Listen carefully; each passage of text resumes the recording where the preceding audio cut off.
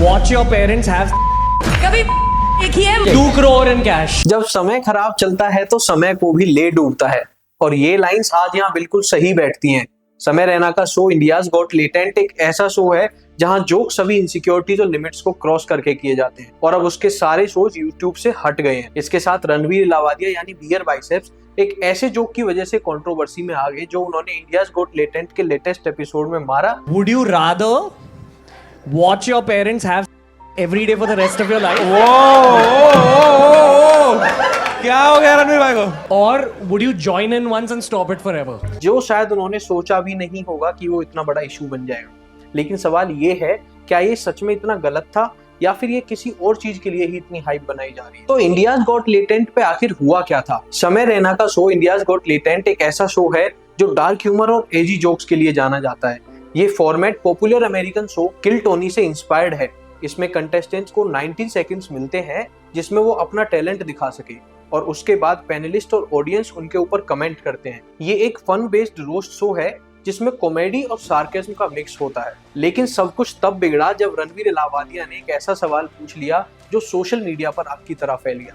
Would you rather watch your parents having sex every day for the rest of your life, और would you join once and stop it forever? ये एक old internet meme था जो already पहले भी कई जगह use हो चुका था, पर जब ये एक पॉपुलर इंडियन इन्फ्लुएंसर की तरफ से आया तो लोग भड़क गए, और इसी से सारी कंट्रोवर्सी शुरू हो गई। जब ये क्लिप वायरल हुई तब से आउटरेज शुरू हो गया।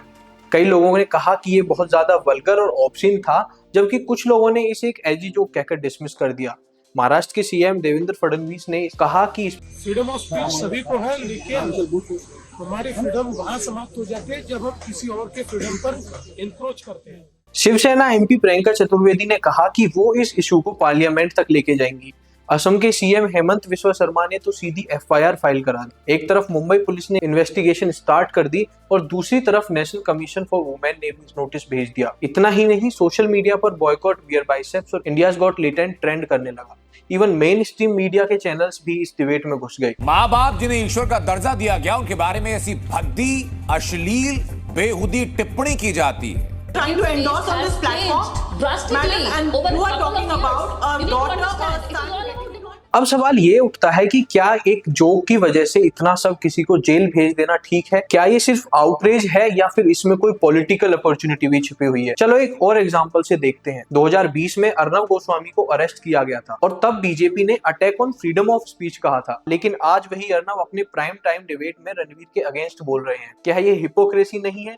आर्टिकल 19(1)(a) के अंडर हर सिटीजन को फ्रीडम ऑफ स्पीच का अधिकार है, पर ये एब्सोल्यूट नहीं है। कोई भी ऐसी बात बोल सकता है जो पब्लिक ऑर्डर, डिसेंसी या मोरालिटी के अगेंस्ट हो। पर सवाल ये है कि क्या एक meme based joke public order को डिस्टर्ब कर सकता है या फिर ये सिर्फ मोरालिटी डिबेट है? दोस्तों, मोरालिटी और लीगलिटी दोनों अलग अलग चीजें हैं।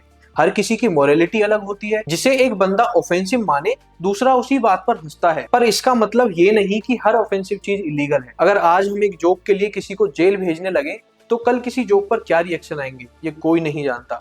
रणवीर ने माफी मांग ली, शो भी डिलीट हो गए, पर अभी भी आउटरीच रुकने का नाम नहीं ले रहा। क्या यह सच में इंसाफ है या सिर्फ एक नया कंट्रोवर्सी का एक्सक्यूज? और क्या इस देश में हम सच में फ्री स्पीच को समझते हैं या बस सेलेक्टिव आउटरीच का हिस्सा बन जाते हैं? सबसे बड़ी दिक्कत ये है कि ये कंटेंट सिर्फ शॉकिंग नहीं है, बल्कि नए जनरेशन के दिमाग को कई तरह से प्रभावित भी कर रहा है। ऑस्ट्रेलिया जैसे देश ने 16 साल से कम बच्चों के लिए सोशल मीडिया पर बैन लगा दिया है, और कनाडा की स्टडीज के मुताबिक इंस्टाग्राम और बाकी प्लेटफॉर्म्स ऐसे रील्स को ज्यादा पुश करते हैं जो बच्चों के लिए गलत हैं। मतलब प्लेटफॉर्म भी इस गंदे कंटेंट को ही प्रमोट कर रहा है। आज इंडिया में कहीं इंडिया गेट पर एक लड़की टॉवल लपेट कर घूम रही है, तो वहीं महाकुंभ में भी टॉवल लपेट कर जाया जा रहा है, और ऐसे कंटेंट को इंस्टाग्राम पर बहुत ज्यादा बढ़ावा दिया जा रहा है। पर सवाल ये उठता है कि ऐसे सब कंटेंट कंजम्पशन की जिम्मेदारी किसकी है?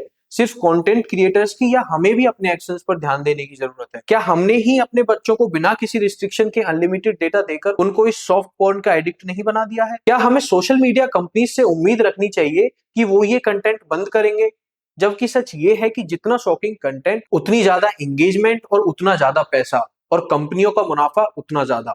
तो इसका सॉल्यूशन क्या है? गवर्नमेंट इंटरफीरेंस, डिजिटल मीडिया बिल, या हमें खुद समझना पड़ेगा कि एंटरटेनमेंट और चीप थ्रिल्स के बीच के एक फाइन लाइन होनी चाहिए। वल्गैरिटी का एक लेवल होता है जिसमें फ्रीडम ऑफ एक्सप्रेशन और पब्लिक डिसेंसी बैलेंस में होती है, पर जब हर दूसरा कंटेंट सिर्फ व्यूज के लिए लो क्लास प्रो मैक्स या न्यूडिटी प्रो मैक्स बन जाए, तब समझना पड़ेगा कि हम किस तरफ जा रहे हैं। पर कई लोगों का कहना है कि इस चीज को ओवर हाइप किया जा रहा है। सरकार last year digital media bill लाना चाहती थी जिससे वो इंडिपेंडेंट क्रिएटर्स और यूट्यूब पर वीडियो बनाने वाले मीडिया पर भी कंट्रोल कर सके, जैसे शायद वो आज गोदी मीडिया पर करते हैं। पर जब सब क्रिएटर्स ने इसका मिलकर विरोध किया तो गवर्नमेंट को ये बिल वापस लेना पड़ा। लेकिन हो सकता है कि गवर्नमेंट को यहाँ एक पॉइंट मिल गया हो जिससे वो डिजिटल मीडिया और ऑनलाइन इंडिपेंडेंट क्रिएटर्स पर अपनी पकड़ बना सके, और शायद ये एक पहल हो डिजिटल मीडिया बिल को पास करवाने का। तो अब आपका इस पर क्या कहना है? अब आप बताओ, क्या रणवीर इलाहाबादिया को इसके लिए सजा मिलनी चाहिए या ये सिर्फ ओवर रिएक्शन है? क्या हम सच में फ्रीडम ऑफ स्पीच को सपोर्ट करते हैं